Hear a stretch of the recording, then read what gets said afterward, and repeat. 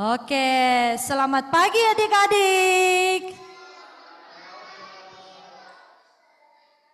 Waduh, kurang semangat ya. Hari ini kita bersyukur kita bisa datang ke ibadah sekolah minggu ya. Jadi harus semangat memuji nama Tuhan. Sekali lagi ya, lo sesapa adik-adik semua, jawab dengan semangat. Ayo yang baru datang silahkan duduk. Oke, selamat pagi adik-adik. Iya, kita akan mulai puji-pujian kita. Jadi semuanya buka suaranya ya untuk memuji nama Tuhan. Ingat, kita memuji Tuhan, bukan memuji siapa-siapa atau lauso atau siapapun ya. Kita memuji Tuhan. Berikan suara terbaik kamu ya untuk Tuhan.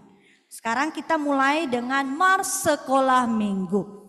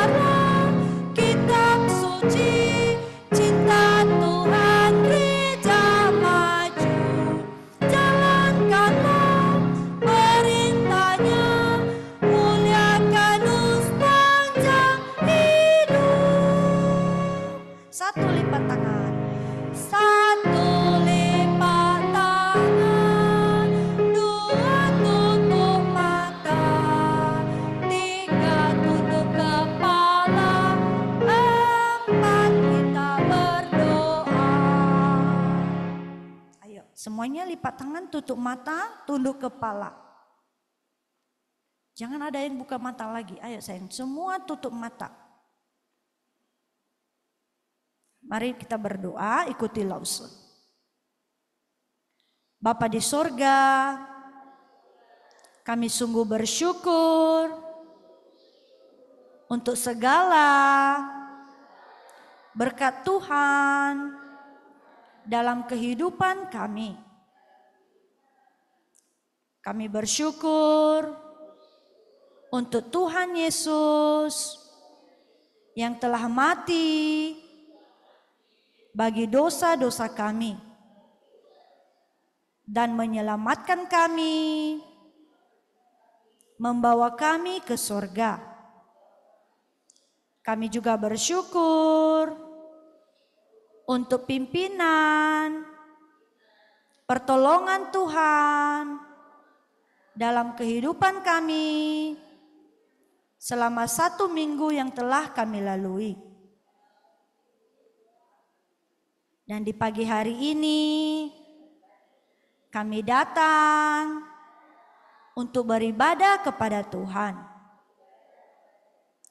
Kami mohon berkatilah ibadah kami dari awal hingga akhir nanti. Biarlah kami semua bisa memuji nama Tuhan dengan penuh sukacita dan juga mendengarkan firman-Mu dengan baik.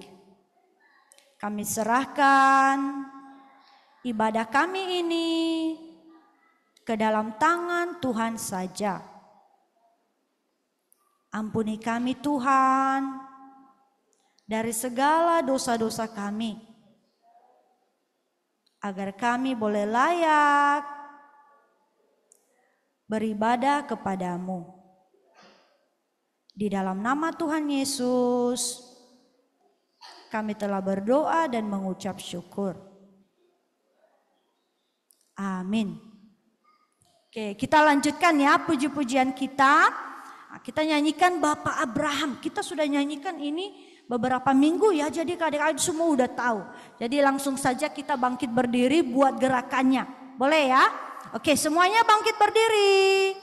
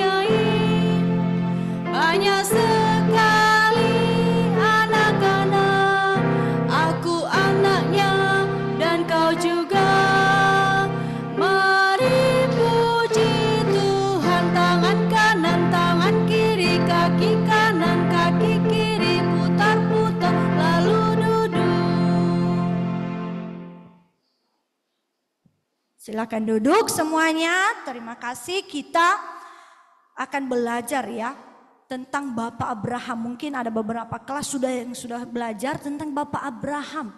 Nah, Bapak Abraham ini dikatakan mempunyai banyak anak. Ada yang tahu siapa saja sih anak-anak Bapak Abraham ini? Hah? Siapa saja? Wah, dikatakan aku anaknya, lihat di pujiannya. Aku anaknya dan kau juga. Wah, kita semua yang percaya kepada Tuhan Yesus, kita juga anak-anak Bapak Abraham.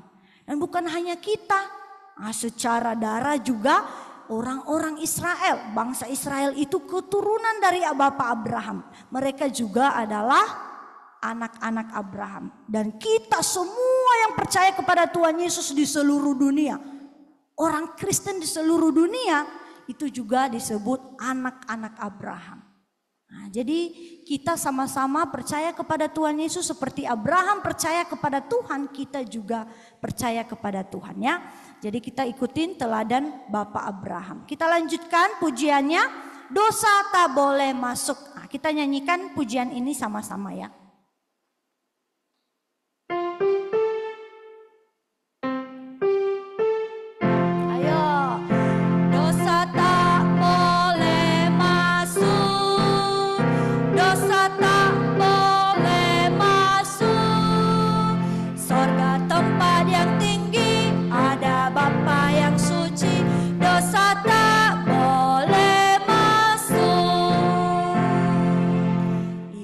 Dosa, yaitu hal-hal yang tidak berkenan kepada Tuhan, pelanggaran akan perintah Tuhan, itu tidak boleh masuk surga.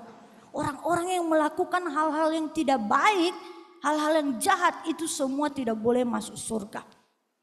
Nah, tetapi akan masuk ke mana? Ke neraka. Ya, Tuhan akan hukum dosa dan semua yang melakukannya. Nah, jadi bagaimana supaya kita bisa masuk surga?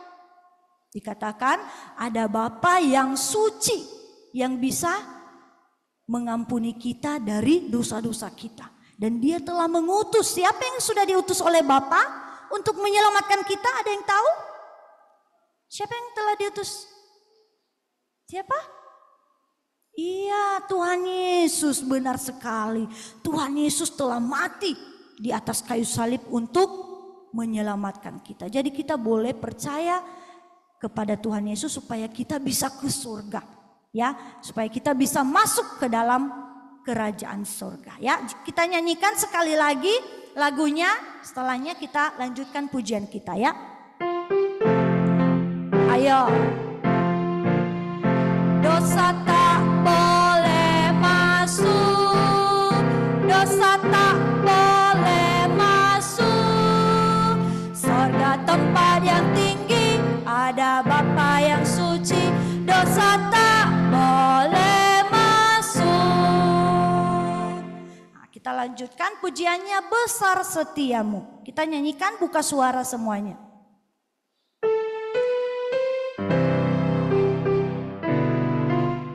Ayo. Besar setiamu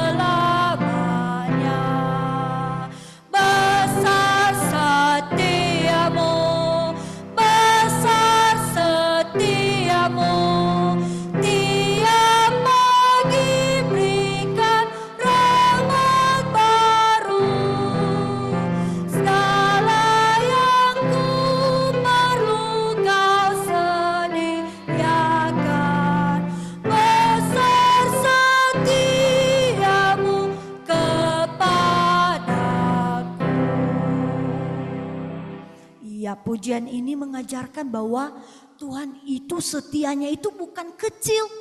Tetapi setianya Tuhan seperti apa? Besar sekali. Meskipun kita berdosa berulang kali, Tuhan tidak meninggalkan kita. Tuhan tidak membuang kita. Oh, saya nggak mau lagi ya kenal sama Alea. Tuhan nggak seperti itu. Tuhan masih sayang kepada kita ya. Makanya kalau kita berdosa, Dia akan bawa kita kembali ke jalan yang benar ya. Jadi Tuhan itu sangat baik ya. Rahmatnya itu sangat besar bagi kita. Jadi kita harus bersyukur punya Bapa di surga yang seperti ini ya.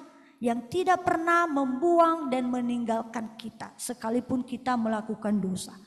Nah, meskipun demikian, walaupun mengetahui Tuhan itu setia kepada kita, kita anak-anaknya boleh nggak setia kepada Tuhan? Boleh? Dan meninggalkan Tuhan dengan sengaja? Boleh? Nggak boleh ya. Kita harus ingat setia kepada Tuhan juga seumur hidup kita ya. Nah, kita mau mengumpulkan persembahan sekarang. Yang petugas remaja 2, nanti yang doa persembahan Steve ya. Kayak remaja 2 orang. Oke, kita nyanyikan persembahan kami.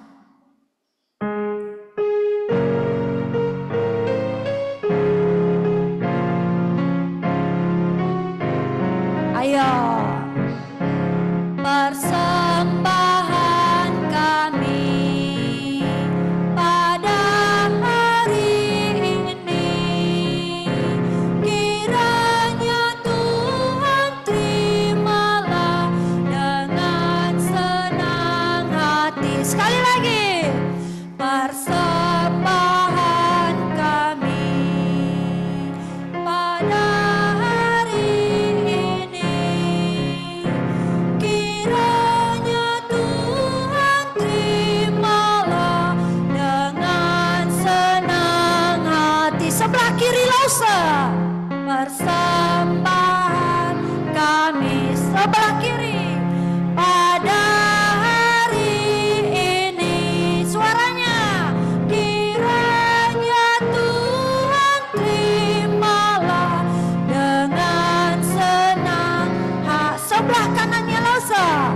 persembahan kami pada hari ini. Buka suara.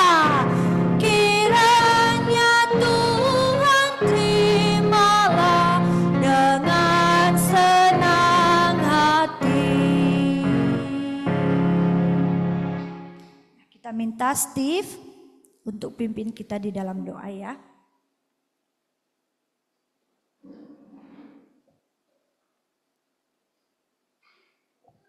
Mari kita bersatu dalam doa, tidak perlu diikuti. Tuhan Yesus, terima kasih karena Engkau masih mengumpulkan kami di rumah-Mu ini untuk sekolah minggu. Tuhan, pada saat ini kami telah mengumpulkan sedikit dari persembahan kami, kiranya persembahan ini dapat memperluas kerajaan-Mu. Ini doa dan permohonan kami, dalam nama Tuhan Yesus kami berdoa, amin. Terima kasih Steve dan juga Lose Tius dan Lose Louis ya. Kita sekarang mendengarkan pengumuman, adik-adik dengarkan pengumuman yang pertama.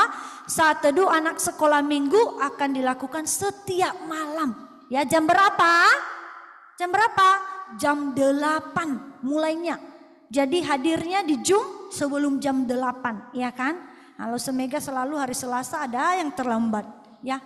Jam 8 kita udah mulai tank. Yang datang jam 8, sebelum jam 8 hanya 2 orang. Gak boleh ya. Datang sebelum jam 8 karena jam 8 tank kita mulai. Oke? Selesainya 8.30. Semuanya diundang untuk mengikutinya. Nah, yang kedua, asisten GSM dan anak kelas remaja diminta untuk mengikuti renungan malam setiap malam juga. Jam berapa? Jam 9 ya. Datang ke Zoom atau join Zoom sebelum jam 9. Selanjutnya nomor 3, latihan presentasi Natal dimulai jam 9 sampai 9.25 di kelas masing-masing ya. Petugas playgroup kebaktian hari ini, Lause Yarni dan Lausesiska. Demikian saja pengumuman kita. Sekarang kita mau bagi kelas. Sekarang adik-adik kelas kecil sebelah kiri, adik-adik kelas tengah sebelah kanan Lause, ya. Terima kasih, Tuhan memberkati.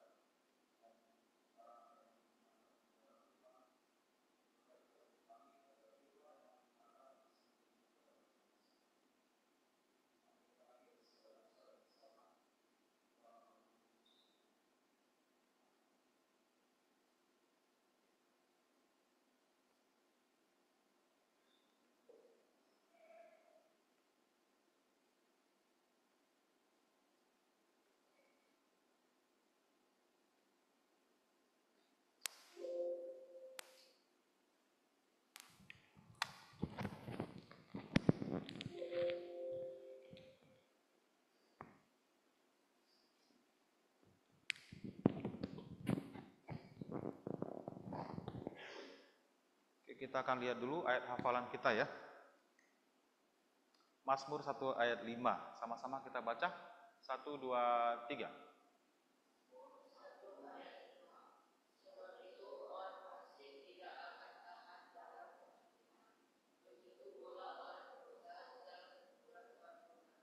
Oke, coba dibaca, dipahami, dihafal dulu. Nanti kita coba hapus beberapa kata ya.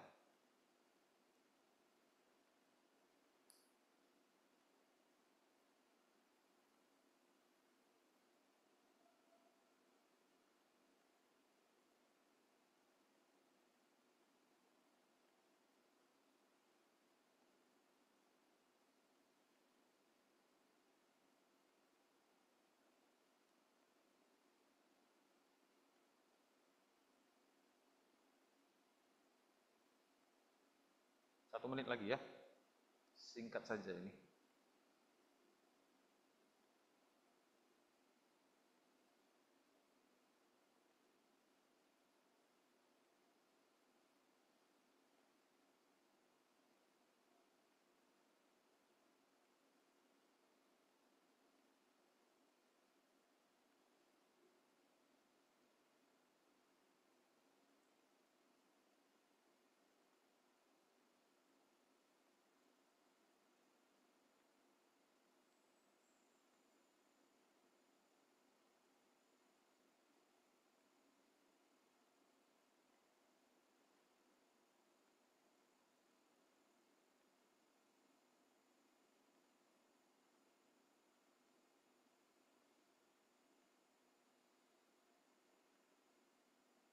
Oke, kita baca sekali lagi, setelah itu Lasa hilangkan ya berapa kata ya. 1, 2, 3. Mazmur 1 ayat 5. Sebab itu orang fasik tidak akan tahan dalam penghakiman. Begitu pula orang berdosa dalam perkumpulan orang benar. Mazmur 1 ayat 5. Oke, 1, 2, 3.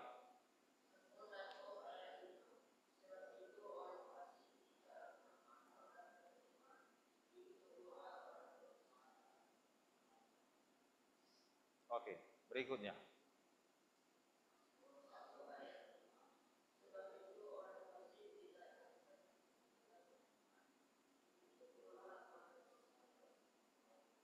Sebab itu orang fasik tidak akan tahan dalam penghakiman. Tidak akan tahan dalam penghakiman. Oke. Berikutnya 1, 2, 3.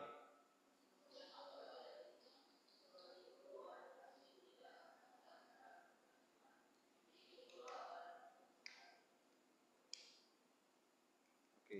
Terakhir 1, 2, 3.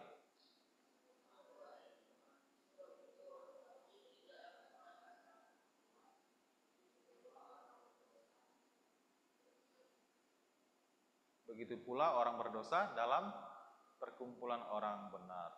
Oke, siapa mau coba? Pilih ya.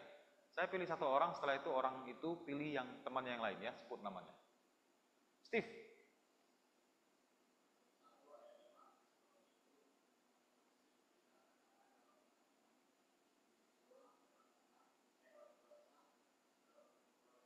Oke, good. Siapa?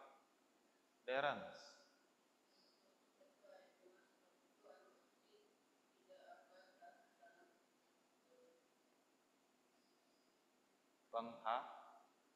Ki. Orang berdosa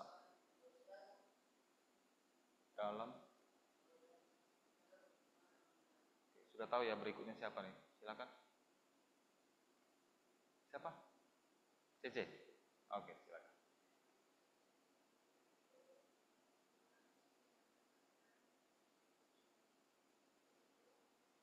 Orang berdosa. Oke, berikutnya Esania. Oke.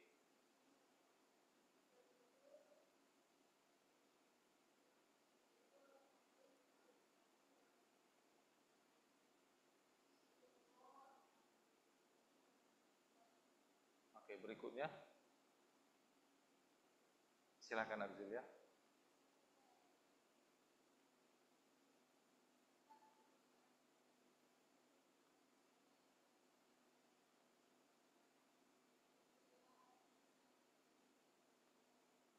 Oke, berikutnya Hana. Silakan.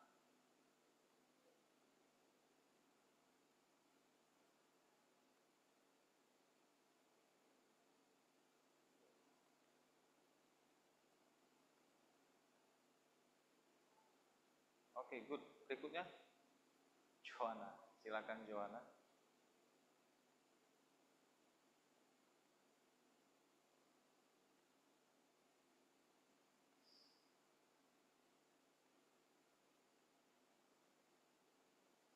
Ya.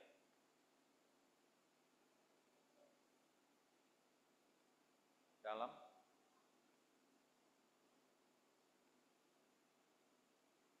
Benar. Oke, next. Siapa Joanna? Kamu tunjuk jari saja kalau nggak kenal namanya. Yang mana? 3 orang lagi. Yang di depan kamu itu, kamu tinggal pilih. 3 orang di bangku depan kamu. Ada si Natania. Silakan Natania. Ya.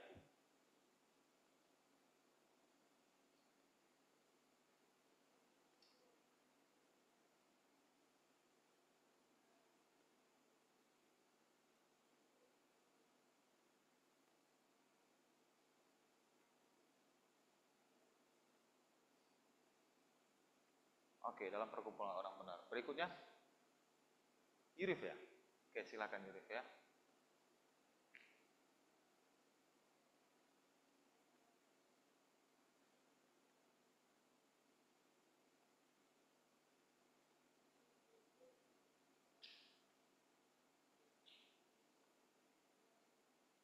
Oke, last one should be ini ya, silakan ya.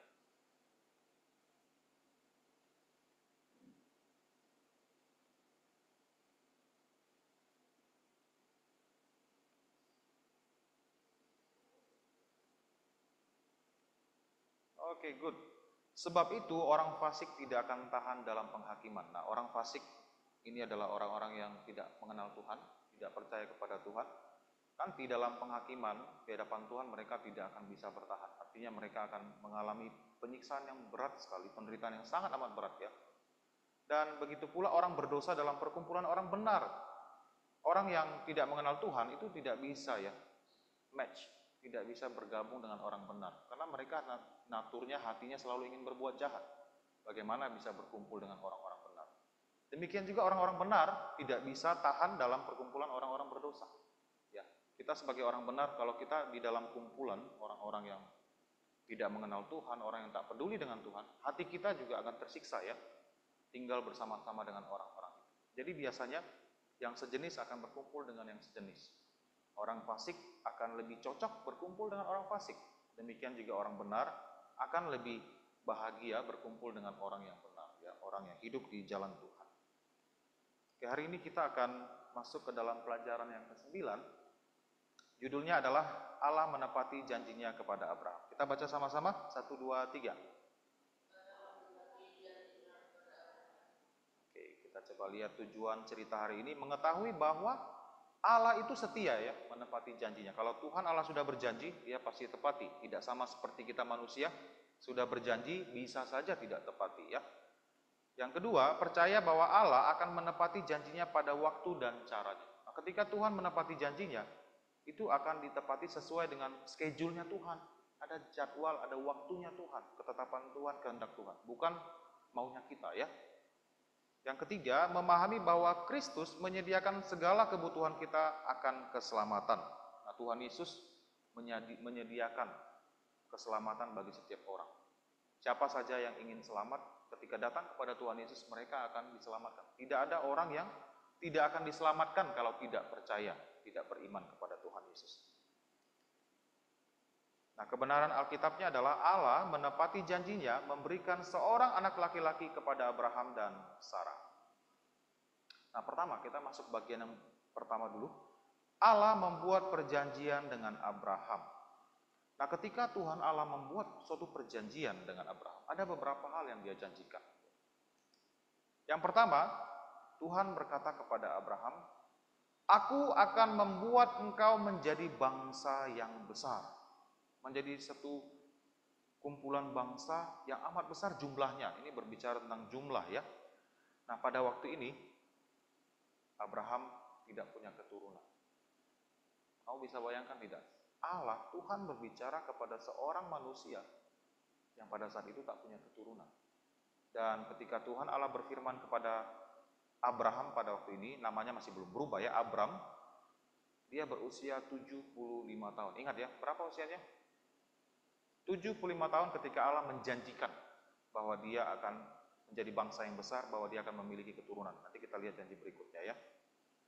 Nah, jadi Tuhan menjanjikan Abraham keturunan yang banyak ya, dengan kata lain kalau ingin menjadi sebuah bangsa yang besar tidak mungkin bisa dicapai kalau tidak punya keturunan. Nah, kamu lihat ini ada background, ada gambar ya. Ini adalah gambaran keturunannya di masa yang akan datang ya, bayangan. Jadi Tuhan menjanjikan bahwa Abraham akan punya keturunan yang banyak di masa depan. Yang kedua, janji Tuhan adalah aku akan memberkati engkau. Tuhan akan, dengan kata lain, Tuhan akan menjaga, melindungi, memelihara dia. Bahkan Tuhan memberikan satu janji yang khusus ya kepada Abraham. Siapa yang berkati kamu, yang memberkati kamu akan diberkati. Sebaliknya siapa yang mengutuk engkau akan dikutuk oleh Tuhan. Jadi begitu secure ya, begitu terjamin sekali pemeliharaan Tuhan bagi Abraham. Yang ketiga, aku akan membuat namamu masyhur. Kalian tahu apa arti masyhur? Hah? Ini bahasa Indonesia, bahasa bisa dibilang rumpun Melayu ya, bahasa Melayu masyhur, termasyhur. Siapa yang tahu? Termasyhur itu apa? Wah, Raja Salomo itu adalah raja yang sangat termasyhur. Banyak raja-raja dari bangsa lain yang mengagumi dia. Apa arti kata termasyhur di situ? Banyak raja-raja di luar bangsa Israel mengenal dia, mendengar cerita tentang dia. Dia sangat termasyhur. Apa termasyhur di situ? Terkenal, betul sekali. Termasyhur, namamu akan diketahui oleh banyak orang. akan disebut oleh banyak orang. Orang akan mengenal kamu. Itu maksudnya masyhur. Jadi Tuhan bilang kepada Abraham bahwa aku akan membuat namamu masyhur. Termasyhur nggak Abraham sampai sekarang? Sampai sekarang kan sudah berapa ribu tahun dia tiada. Setidaknya dari zaman Tuhan Yesus 2000 tahun. Sekarang sudah 4000 lebih tahun yang lalu Abraham hidup. Sampai sekarang namanya masih disebutkan. Termasyhur nggak? Semua orang tahu cerita tentang Abraham. Dan Tuhan genapi kan janjinya. Yang keempat, engkau akan menjadi berkat bagi semua bangsa. Jadi semua bangsa akan memperoleh berkat dari Abraham. Bagaimana caranya? Nanti kita coba lihat bagaimana caranya semua bangsa akan mendapatkan berkat dari Abraham. Nah, jadi ada berapa janji yang Tuhan Allah berikan? Kita sebut lagi. Yang pertama tadi apa janjinya? Aku akan membuat engkau menjadi bangsa yang besar. Kedua, aku akan memberkati engkau. Yang ketiga, aku akan membuat namamu masyhur. Yang keempat, engkau akan menjadi berkat bagi semua bangsa. Ada 4 ya, ingat ya. Janji yang Tuhan berikan kepada Abraham. Nah, bagian kedua, Ishak anak perjanjian. Nah, tadi kan ada janji Tuhan berikan bahwa Abraham akan memiliki keturunan yang banyak. Nah, Abraham pada saat ini belum punya anak. Bagaimana caranya dia bisa menjadi sebuah bangsa yang besar? Ini satu pertanyaan loh. Kita yang membaca cerita Abraham, kita sudah tahu, oh iya Tuhan akan memberkati Abraham dengan memberikan anak pada masa tuanya. Kita sudah dengar ceritanya, sudah tahu. Dan tidak ada yang membuat kita terpukau. Tapi pada masa Abraham, ketika Tuhan berfirman kepada dia, ini adalah suatu tantangan besar ya untuk percaya akan janji Tuhan ini. Mungkin dalam hati Abraham bisa saja bertanya sebagai manusia berdosa, menjadi bangsa yang besar. Saya sekarang sudah berusia 75 tahun masih belum punya anak. Dan dia jarak usianya dengan Sarah adalah 10 tahun, 65 tahun umur Sarah. Bagaimana bisa jadi bangsa yang besar? Pasti dia terpikir kan? Tapi di dalam Alkitab tidak dicatat dia bertanya kepada Tuhan atau meragukan Tuhan. Tapi sebagai manusia berdosa, Abraham mungkin saja bisa bertanya-tanya bagaimana caranya itu bisa terwujud. Bagaimana Abraham dapat menjadi bangsa yang besar padahal dia tidak memiliki keturunan?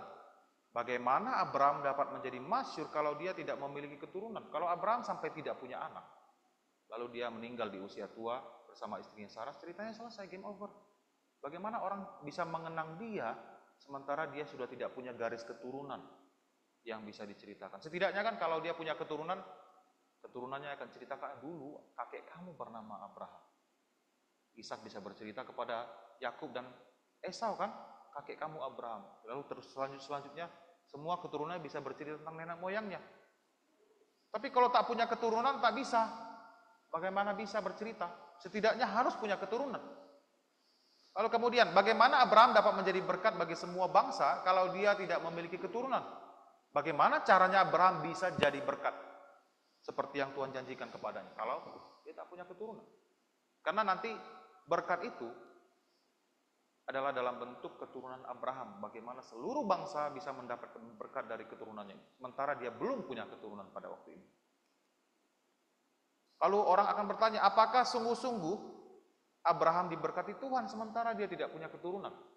Pada masa dulu ya, kalau tidak punya keturunan itu dianggap Tuhan sedang mengutuki dia.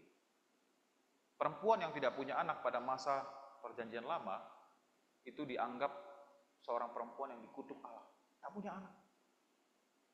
Dianggap punya dosa di hadapan Tuhan sehingga Tuhan tidak kasih dia keturunan.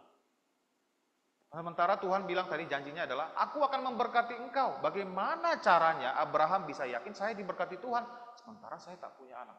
Jadi kuncinya adalah, untuk menjawab semua janji ini, Abraham harus punya anak terlebih dahulu. Harus punya anak. Kita lanjut ya. Nah, ketika Abraham sudah berusia senja ya, ini usianya setidaknya 99 tahun. 99 kurang 75 berapa? Ini ya. 99 kurang 75 berapa? 20? Coba hitung lagi. Ada yang tahu berapa? 99 kurang 75. 24 tahun setelah janji pertama disampaikan, Tuhan menampakkan diri kepada Abraham dan mengatakan kepada Abraham, sesungguhnya aku akan kembali tahun depan mendapatkan engkau, pada waktu itulah Sarah istrimu akan mempunyai seorang anak laki-laki. Nah, ketika dia diberikan janji berusia 75 tahun, Abraham bisa saja sudah bertanya, saya sampai sekarang belum punya anak. Nah, setelah 24 tahun kemudian, berarti umurnya 99 tahun, janji ini diberikan lagi. Ini semakin menguji iman Abraham kan? Sekarang saya sudah sangat tua ini. Istrinya tadi bedanya 10 tahun, berarti istrinya umurnya berapa? Kalau Abraham 99, istrinya berapa? 89 tahun. Dia sudah mati haid, sudah tidak mungkin bisa punya anak secara manusia. Umumnya manusia tidak akan bisa punya anak di usia 89 tahun. Ya. Sudah mati haid, sudah lewat masa kesuburannya, tak bisa punya anak. Tapi bagaimana dengan Abraham? Ketika dia berusia 99 tahun dan Sarah berusia 89 tahun. Nah, ketika Tuhan janjikan dia punya keturunan, Tuhan kan suruh Abraham lihat ke langit kan. Lihat ke langit, kamu lihat ke langit pada malam hari itu, langit terang sekali, jelas sekali melihat bintang yang begitu banyak. Tuhan bilang seperti banyaknya bintang di langit yang tak bisa dihitung, seperti itu keturunan kamu kelak. Tuhan janjikan. Jadi di usia 99 tahun Abraham mungkin melihat bintang. Kapan ini bisa terwujud? Hah? Benar nggak? Secara manusiawi akan bertanya seperti itu. Tapi Alkitab katakan, Abraham menanti dengan sabar. Menanti dengan sabar dan dengan demikian ia memperoleh apa yang dijanjikan kepadanya oleh Tuhan. Lama tidak 24 tahun? Lama sekali ya. Kalian ada yang udah berusia 24 tahun di sini? 24 tahun itu lama loh. Dan dia menanti-nantikan janji ini. Dan dia dengan sabar, dikatakan Alkitab, menantikan janji yang telah Tuhan berikan kepadanya. Dan akhirnya dia memperoleh janji itu. Tuhan menepati janjinya dan memberikan anak laki-laki kepada Abraham dan Sarah yang sudah lanjut usia.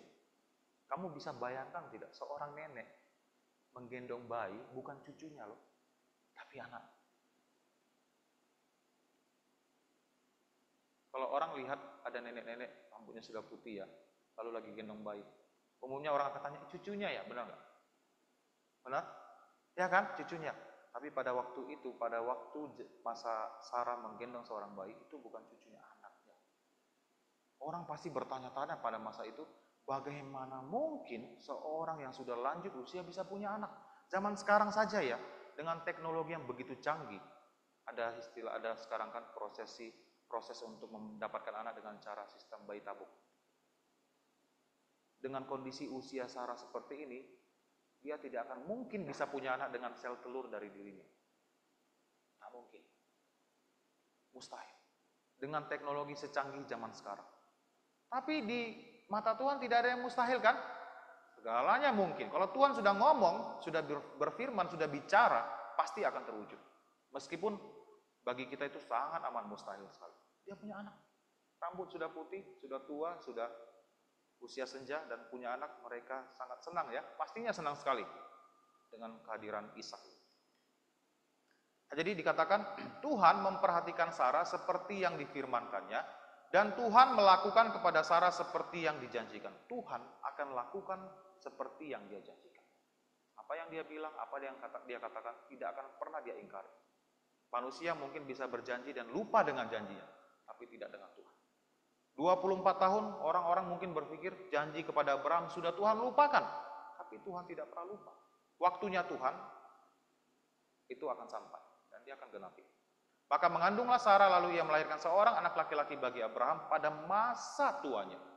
Pada waktu yang telah ditetapkan sesuai dengan firman Allah kepadanya. Tuhan memilih untuk memberikan anak kepada Abraham ketika dia berusia 100 tahun. Sarah waktu itu berarti berumur? Sarah berumur berapa, Derans? 90 tahun. Coba kamu nanti cari di Google, adakah seorang perempuan yang melahirkan di usia 90 tahun? Sepanjang segala zaman, kecuali yang dialami oleh si Sarah ini. 90 tahun dia punya anak, ya. Sesuai dengan jadwalnya Tuhan kan, yang ditetapkan oleh Tuhan sesuai dengan firman Tuhan kepada dia punya anak. Nah, jadi kalau kamu mengingat janji Tuhan, kamu harus tahu bahwa janji itu pasti digenapi. Nah, janji Tuhan di dalam kitab suci banyak yang sudah tergenapi, seperti janji tentang kelahiran juru selamat, janji tentang kelahiran Ishak sudah terjadi. Tapi masih banyak janji-janji yang lain. Nanti kita bahas di bagian aplikasi ya. Nah, Yesus Kristus adalah keturunan Abraham. Nah, tadi kan ada satu janji yang khusus kan, bahwa oleh engkau segala bangsa akan mendapat apa? Halo? Oleh engkau segala bangsa akan memperoleh Darren, memperoleh dari B, memperoleh Hana, memperoleh belakangnya T, memperoleh Ceris, berkat. Wah, masalah sudah kasih bantu hurufnya tak bisa juga ya. Bagaimana caranya dari dia, oleh karena Abraham, oleh karena keturunannya, segala bangsa memperoleh berkat. Kita lihat. Dalam Kejadian 22:18 Tuhan katakan, oleh keturunanmu lah semua bangsa di bumi akan mendapat berkat karena engkau mendengarkan firman-Ku. Nah, kalau di dalam bahasa Indonesia tidak kelihatan keturunan di sini banyak atau tunggal, jamak atau tunggal. Dalam bahasa Inggris itu sangat jelas ya, oleh karena keturunannya. Di sini dalam bahasa Inggrisnya itu seed, tahu seed, S-E-E-D, benih. Kalau seeds ada S-nya itu artinya dari banyak keturunan. Berarti dari banyak keturunan Abraham semua bangsa dapat berkat. Tapi Alkitab dengan secara jelas menyebut kata seed singular. Berarti satu keturunan, satu orang dari keturunan Abraham. Yang mana dari sekian banyak keturunan dari siapa semua bangsa mendapat berkat. Nah, dalam Galatia 3:16 dijelaskan siapa keturunan yang dimaksud oleh Tuhan itu kepada Abraham.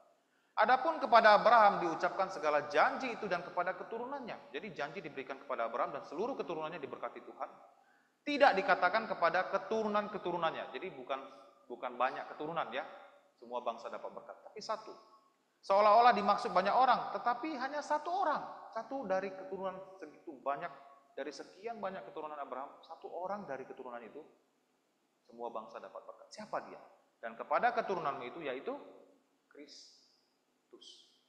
Yesus Kristus, Mesias, Sang Juru Selamat.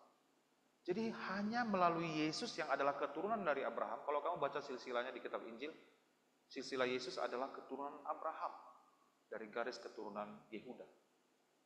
Ya. Jadi Yesus Kristus adalah keturunan yang dimaksud, yang dijanjikan oleh Dialah seluruh bangsa mendapatkan berkat. Nah, sampai sekarang kita bisa melihat seluruh bangsa, siapa saja yang percaya kepada Yesus akan mendapatkan pengampunan dosa, kehidupan kekal di surga. Pengampunan dosa tidak bisa kita dapatkan di dalam siapapun juga selain di dalam Yesus ya. Nah, Yesus lahir setelah kurang lebih 2000 lebih tahun setelah zaman Abraham. Janji itu diberikan. Yesus lahir ke dalam dunia. Lahir dengan cara yang sangat amat sederhana di kandang hewan ya. Dan ketika dia hidup dengan sempurna sama seperti kita tapi tidak berbuat dosa, waktunya sampai sesuai ketetapan Tuhan kembali. Segala sesuatu sesuai dengan waktunya Tuhan. Umur 33,5 tahun, Yesus disalibkan. Dia mati disalibkan dengan rela hati menebus dosa umat manusia. Dan Kisah Para Rasul 4:12 dikatakan, dan keselamatan tidak ada di dalam siapapun juga, selain di dalam Dia, yaitu Yesus. Jadi keselamatan tidak bisa didapatkan di luar Yesus. Ini adalah ajaran dari kitab suci.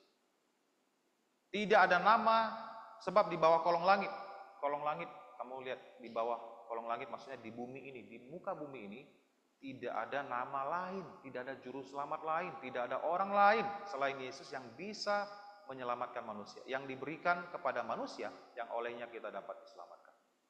Nah, ini mungkin kedengaran bagi sebagian orang terkesan sangat keras. Kok jadi orang Kristen, orang yang percaya Yesus saja yang ke surga? Benar. Wah, agama kalian pemilik kafling surga. Sekarang kan banyak sarkas ya. bahasa-bahasa yang sangat menyindir. Wah, itu orang Kristen pemilik kafling surga, mereka semua yang punya ke surga, yang lain tak ke surga, semua ngontrak. Tapi Alkitab katakan demikian, tidak ada jalan lain selain di dalam Tuhan Yesus. Dan ini bukan bentuk dari radikalisme ya, seolah-olah kita radikal itu adalah sebutan bagi mereka yang percaya bahwa diri mereka sendiri yang benar dan mereka melakukan tindakan kekerasan, tindakan yang tidak menghargai orang lain. Kita tidak lakukan itu. Kita pegang kebenaran bahwa jalan keselamatan adalah melalui Yesus, tapi kita tidak menghina agama lain, tidak menyerang agama lain, tidak merendahkan agama lain. Kita hanya sampaikan kebenaran. Inilah kebenaran. Memang kebenaran adalah sesuatu yang harus diterima. Mau tidak mau, suka tidak suka, ya inilah kebenaran. Saya kasih contoh ya. 2 tambah 2, Darren, seberapa? Berapa? 4. Kamu yakin 4? Boleh tidak 3? Jadi 3. Wah, kamu sakiti perasaan saya loh. Saya merasa 3 loh yang benar. Boleh? 2 tambah 2 jadi 3. Boleh. Kamu kompromikan kebenaran, tak bisa kan? Di mana-mana 2 tambah 2 itu 4. Mau kamu bilang, walaupun saya bilang, kamu jahat sekali Darren, kamu menyakiti hati Lausel, kamu bilang 4, berarti saya salah dong, saya bodoh ya? Saya bilang 3. 3 salah. Ya kita tidak bilang kamu bodoh, kita bilang 3 salah. Yang benar adalah 4. Apakah lantas gara-gara kita bilang 2 tambah 2, 4, maka kita dibilang, oh kamu egois sekali, kamu hanya mikirkan diri kamu sendiri. Kamu menganggap dirimu benar sendiri. Memang itulah kebenaran, benar tidak? Sama dengan jalan keselamatan. Ketika kita katakan jalan keselamatan adalah melalui Yesus Kristus satu-satunya. Orang lain mungkin akan berkata, oh kamu egois sekali, berarti kami semua ke neraka ya? Alkitab katakan demikian. Jadi ini bukan Lausel Dedi yang sampaikan, bukan pendeta yang sampaikan, bukan orang Kristen yang sampaikan, tapi Tuhan sendiri yang sampaikan. Kami hanya menyampaikan apa yang Tuhan katakan. Jadi kalau sebenarnya orang tidak terima dengan jalan keselamatan adalah Yesus, kamu komplain ke Tuhan berarti. Karena dia yang sampaikan ini. Jadi tidak ada yang namanya banyak jalan menuju ke Roma ya. Kalau kamu ingin ke Grand Mall Batam, banyak jalan ke sana kan. Bisa lewat dari Simpang Jam, boleh. Lewat Sepanas, bisa. Lewat Bengkong pun bisa, hanya kamu keliling-keliling jauh. Sampai juga ke sana. Tapi jalan ke sorga tak bisa banyak. Hanya satu. Kamu harus percaya kepada Yesus, baru kamu ke surga. Dan kamu akan mendapatkan pengampunan hanya di dalam Yesus. Yesus mati di kayu salib, itu adalah untuk menanggung dosa. Jadi kalau kamu manusia berdosa, dosamu belum dibasuh nih, belum dihapuskan, kamu mau ke surga, mana mungkin bisa? Dosamu harus dibersihkan dulu, baru kamu bisa ke surga. Kamu harus memenuhi kriteria Tuhan. Tuhanlah pemilik sorga. Dia kasih tahu kalau kamu ingin masuk, ini caranya. Masa kita bisa bilang, enggak, harus begini caranya. Kamu tahu kalau masuk ke istana Presiden Republik Indonesia nggak boleh pakai celana jeans? Kamu tahu nggak? Nggak boleh pakai celana pendek? Pernah dengar? Nggak boleh. Kamu ketemu Presiden, masuk ke istana Presiden harus pakai pakaian sopan, pakai batik boleh, pakai kemeja, pakai sepatu lengkap, nggak boleh pakai sandal jepit. Sekarang boleh tidak orang bilang, saya suka-suka saya dong mau masuk ke istana Presiden dengan cara saya, inilah saya apa adanya. Saya pikir ini cara yang benar. Boleh tidak seperti itu? Nggak boleh. Sampai kapanpun kamu nggak akan pernah bisa masuk. Karena ada protokolnya. Mau masuk ketemu Presiden, kamu harus berpakaian dengan rapi dan sopan. Kamu tak bisa bilang, oh jahat sekali Presiden ya, jahat sekali ya orang-orang yang di istana ya, masa saya nggak dikasih masuk? Benahi dulu diri kamu, bukan kamu nggak dikasih masuk, tapi kamu tidak memenuhi kriterianya, syaratnya kamu tidak penuhi. Jadi yang salah siapa? Kamu yang salah, benar tidak? Kamu tak bisa salahkan istana, Presiden, karena mereka punya protokol sendiri. Istana kepresidenan saja punya syarat yang begitu ketat untuk masuk ke dalam. Kamu pikir ke surga bisa main-main? Bisa kamu bilang, Tuhan aku mau masuk ke surga, kenapa saya harus kasih kamu izin masuk? Aku mau aja, boleh seperti itu. Lalu ketika kamu tak diizinkan masuk, kamu dicampakkan ke neraka, kamu menyalahkan Tuhan. Bukankah Tuhan sudah katakan, kamu kalau ingin ke surga, ingin diampuni dosamu, diselamatkan, percaya kepada Yesus. Bukankah Tuhan sudah katakan, ini syaratnya. Orang dunia ini tidak akan bisa terima itu.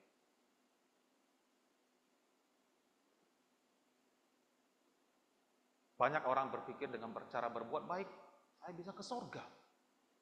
Padahal Tuhan sudah kasih penjelasan yang sangat amat jelas, beriman kepada Yesus. Pengampunan dosa itu harus didapatkan terlebih dahulu. Sorga tempat yang suci, kudus. Kalau kamu mau ke tempat yang kudus dan suci, kamu harus disucikan, dikuduskan. Benar? Caranya bagaimana? Yesus sudah mati di kayu salib mengampuni dosa kamu. Kamu hanya bilang, Tuhan saya percaya. Kamu mati di kayu salib untuk dosa-dosa saya. Dan kepercayaan kita tunjukkan dengan pertobatan. Jangan hanya bilang percaya, tapi kamu tidak hidup dalam kebenaran Tuhan. Nah, jadi ini saya ingin tegaskan bahwa keselamatan tidak ada di dalam siapapun juga. Jadi kalau ada anggota keluarga kamu yang masih belum mengenal Tuhan, kalau kamu tanya ke Losa apakah mereka tidak akan ke surga? Iya, tidak akan ke surga. Kecuali dia percaya. Ini jalan satu-satunya. Jadi kita coba dengan pemahaman ini, usahakan kabarkan Injil kepada keluarga kamu. Kamu pasti mau semua keluarga berkumpul dengan utuh kan di surga. Tapi pemilik surga adalah Tuhan, bukan Lause Dedi, bukan Pak Pendeta, bukan siapapun, bukan ada satu orang pun di dunia ini yang punya kunci surga, tidak ada. Kunci surga itu punya Tuhan. Kita hanya kasih tahu syaratnya. You mau ikut, kamu bisa ke sana. Kamu tak mau ikut, ya kamu tak bisa ke sana, itu saja. Mohon pimpinan Tuhan supaya kamu bisa menerima kebenaran, ya. Nah, jadi hal yang perlu kita ingat dari cerita tadi, yang pertama, Tuhan tidak akan pernah melupakan atau mengingkari janjinya. Tuhan akan menepati janjinya. Tuhan itu tidak pernah berbohong. Tidak bisa berbohong, tidak akan pernah berbohong. Apa yang dia bilang, dia akan lakukan. Kalau dia bilang A, itu pasti A. Kalau dia bilang B, itu pasti B. Kalau dia bilang jalan keselamatan ke surga melalui Yesus, itulah jalannya. Kamu harus percaya. Dan untuk bisa memperoleh hidup yang kekal di surga, memang kuncinya adalah iman, percaya. Sesuatu yang tidak kita lihat, tapi kita percaya. Sesuatu yang belum terjadi, tapi kita percaya itu akan terjadi. Itu namanya iman, ya. Tuhan selalu menepati janjinya sesuai dengan waktu dan kehendaknya yang baik. Nah, satu janji Tuhan yang sampai sekarang masih belum tergenapi adalah, salah satunya adalah tentang kedatangannya yang kedua kali. Orang-orang sudah bertanya-tanya, mana janjinya? Di dalam zaman masa Rasul Petrus sudah dikatakan, orang-orang pada masa itu bertanya, sejak zaman bapak-bapak kami hidup, nenek moyang kami hidup, selalu bilang Yesus akan datang kembali. Mana janji kedatangannya? Sudah berapa tahun setelah dia naik ke surga? 2000 tahun lebih yang lalu. Itu waktu yang lama kan? Abraham dapatkan anak 25 tahun dia menantikan. Yesus sampai sekarang, Tuhan Yesus masih belum datang. Apakah dia lupa terhadap janjinya? Tidak.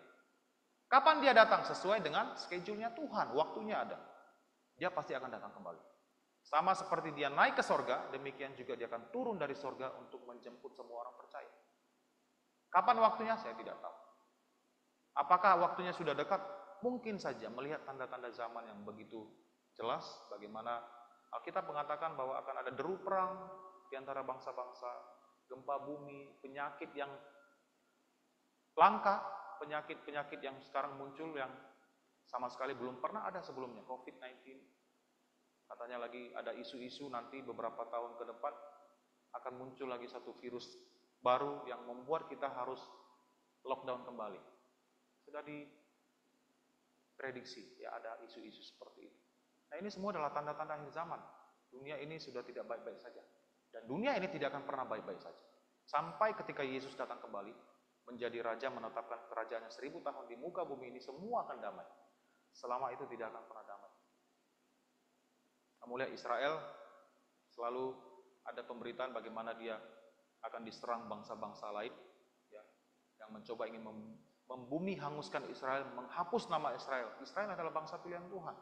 Israel harus tetap ada ketika Yesus datang kembali. Dan dia tidak akan pernah hilang. Kamu lihat, setelah 1000 tahun lebih yang lalu dia tidak ada, tahun 1948 Israel ada lagi. Setelah tahun 70 Masehi dihancurkan oleh Jenderal Titus, lalu kemudian muncul lagi 1948. Berarti kurang lebih 1800 tahun yang lalu mereka hampir tidak ada. Tidak terdengar namanya. Sekarang muncul, bagaimana bisa ada? Tuhan menepati janji. Aku akan mengumpulkan engkau dari segala penjuru dunia untuk kembali ke tanah. Nah, dia sudah kembali saat ini. Jadi tanda-tanda kedatangan sudah dekat. Bagaimana sikap kita? Siap sedia, siap siaga menanti kedatangan. Bagaimana caranya? Ibadah dengan teratur. Hidup dekat dengan Tuhan, melayani Tuhan. Tidak hidup mengikuti segala hawa nafsu di dunia ini, ya. Jangan pikir kamu akan hidup selama-lamanya di dunia. Ini rumah sementara. Rumah kita yang sebenarnya itu di surga, ya. Dan yang terakhir, rencana Tuhan itu kompleks dan tidak terselami oleh siapapun. Nah, tadi kan janjinya kepada Abraham adalah akan mendapatkan keturunan, kan? Ishak. Tuhan berikan. Tapi sebenarnya pada waktu yang sama Tuhan juga menjanjikan seorang juru selamat, Yesus Kristus, yang akan lahir dari keturunan Abraham sekian ribu tahun ke depan. Jadi dari sini kita melihat bahwa rencana Tuhan itu begitu kompleks, begitu rumit. Kompleks artinya rumit, sulit untuk dipahami. Ketika Tuhan merancang, dia bukan merancang untuk hari ini saja, bukan untuk besok saja, tapi untuk sampai akhir zaman sudah Tuhan rancang. Jadi sebelum manusia jatuh ke dalam dosa, sebelum dunia ini dijadikan, Tuhan sudah merancang keselamatan untuk kita. Dia sudah tahu masa depan manusia akan diciptakan, lalu jatuh ke dalam dosa, hidup ribuan tahun, lalu nanti pada waktunya Tuhan harus menghakimi dunia ini. Tuhan menyediakan juru selamat bagi kita yang percaya kepada Tuhan Yesus, dan kita bisa diselamatkan. Jadi rencana Tuhan itu kompleks. Bagi Abraham mungkin dia melihat, wah, Tuhan berikan anak seperti yang dijanjikan, puji Tuhan. Tapi Abraham tidak sadar bahwa dari keturunannya Tuhan akan datangkan seorang juru selamat di masa yang akan datang. Ribuan tahun kemudian. Ya, jadi kompleks dan tidak terselami oleh siapapun. Nah, dalam hidup kita banyak hal yang tidak bisa kita pahami, ya. Rancangan hidup kita tidak bisa kita pahami dengan sempurna. Lause Dedi tak pernah berpikir mau jadi Lause, ya. Saya tak pernah pikir mau jadi hamba Tuhan. Ketika dulu ditanya mau jadi apa, mau jadi arsitek. Tapi jadi arsitek ini hanya angan-angan belaka, ya. Namanya anak-anak kan suka sebut-sebut aja, keren kan? Mau jadi apa? Mau jadi dokter. Padahal lihat darah pun takut. Mana bisa dokter? Jadi dokter kamu lihat darah pun takut. Tapi karena dokter itu kan profesi yang bagus, ya, sangat dihormati, sangat bagus profesinya, kita sebut dokter. Jadi dari dulu saya bilang saya mau jadi arsitek, tak pernah mau jadi hamba Tuhan. Hidup saya berdosa, hidup jauh dari Tuhan, tak pernah gereja, tak pernah ibadah. Melawan orang tua luar biasa, sampai diusir dari rumah. Diusir lalu disuruh angkat bajunya. Kami 4 bersaudara, mama saya sampai bilang, kalau kamu pergi, bahkan kalau kamu mati pun, saya masih punya 3 anak lagi. Sampai segitu ngomongnya, karena sudah tidak tahan dengan perilaku saya. Saya mengalami kecelakaan tahun 2010, bulan 12, malam tahun baru. Sampai tak bisa jalan. Waktu itu saya diusir dari rumah, lalu kemudian oleh karena kecelakaan ini, saya mau nggak mau harus pulang. Orang tua harus jemput saya, kan? Siapa yang mau urus? Orang tua saya ada di situ, masa saya diurus orang lain? Akhirnya saya pulang. Itu jalan Tuhan. Pulang ke rumah, lalu diurus oleh orang tua dengan terpaksa, karena ya nggak ada pilihan. Nah, dalam 2 bulan saya sakit itu, kaki saya sakit. Kemudian ada orang dari Batam datang ke balai. Orang-orang dari gereja, mahasiswa STT dulu. Sekarang sudah pada pergi, ya. Datang ke balai bagi-bagi brosur tentang sekolah Alkitab di sini. Yang dapat teman saya, anak pendeta, sampai sekarang masih di sini di Batam, ya, masih sering ketemu. Lalu dia datang, ini ada sekolah Alkitab, yuk. Dia kasih ke saya. Sekolah Alkitab. Saya masih bilang, loh, ngapain sekolah Alkitab? Masa baca Alkitab setiap hari? Nanti di sekolah Alkitab pasti nggak bisa nonton TV. Saya suka nonton TV. Saya ngerokok dulu, minum minuman keras, suka bebas, suka naik motor kemana-mana sampai habis bensin. Pokoknya kemana-mana suka jalan-jalan. Aku tak maulah tinggal di asrama. Di asrama pasti tiap hari baca Alkitab, nyanyi, berdoa, bosan. Saya bilang begitu. Sampai akhirnya saya datang ke sini tahun 2011. Lama teman saya datang ke rumah, ya. Setiap kali datang ke rumah, ayolah kita pergilah ke sana. Saya bilang, kamu kalau mau pergi sendiri aja, kok ajak saya bilang. Sampai dia satu kali datang ke rumah saya, ke tempat saya lihat dari jauh dari jendela, dia datang, saya sembunyi loh. Karena saya capek, dia datang pasti mau ajak saya lagi. Ini datang lagi, mau ngomong itu lagi. Akhirnya saya pikir-pikirkan, udahlah, saya juga bosan di balai, saya pikir ke Batam aja. Kalau nanti di Batam saya masuk sekolah Alkitab tak cocok, saya bisa kerja kan? Saya pikir gitu. Udah masuk ke sini. Disinilah saya mengenal Tuhan. Saya mengenal Tuhan, saya dengar khotbah, dengar firman Tuhan. Ternyata hidup itu tak sesederhana itu. Saya selama ini hidup tak pikirkan Tuhan sama sekali. Setiap semester mau keluar, wah saya udah gak tahan nih, saya mau keluar. Sudah dapat akhir semester, Tuhan bantu saya untuk bilang, jangan keluar. Ada ayat firman Tuhan yang saya baca, saya terhibur kembali, saya tetap di sini.